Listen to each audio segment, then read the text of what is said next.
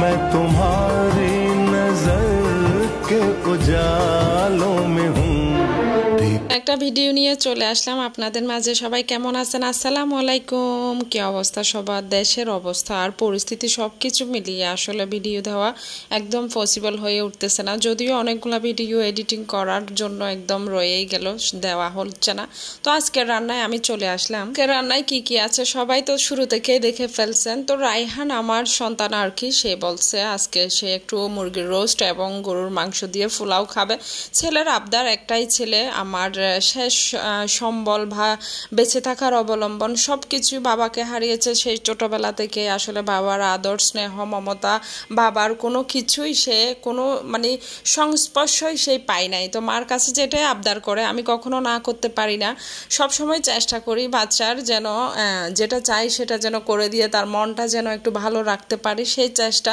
যদিও আসলে কতটুকু পারি সেটা আমি জানি না, তবে আমি মা হিসেবে আমার যথেষ্ট, আমি আমার সর্বোচ্চ দিয়ে আমি আমার ছেলেকে হ্যাপি রাখার চেষ্টা করি। রোস্ট আর পোলাও বরাবরই কিন্তু রায়হানের বাবা এবং রায়হান দুজনেরই অনেক পছন্দ। কিরকম তাই না? একদম ওর বাবার মতোই হয়ে গেল। বড় হইতে হইতে আস্তে আস্তে দেখা যাচ্ছে ওর বাবার যে ভালো লাগা, যে পছন্দগুলা সব কিছু তার মধ্যে চলে আসছে। তো তার মধ্যে আসলে আমি তার বাবাকে দেখতে পাই। যদিও তার বাবা মারা গেছে আজকে 12 বছর চলতেছে তার বয়সের সাথে সাথে। একটা সন্তান দুনিয়াতে এসে 7 মাস বয়সে যখন বাবাকে হারায়, আসলে তার পৃথিবীতে আর কিছু পাওয়া মানে একদম কিছু আছে বলে আমার মনে হয় না।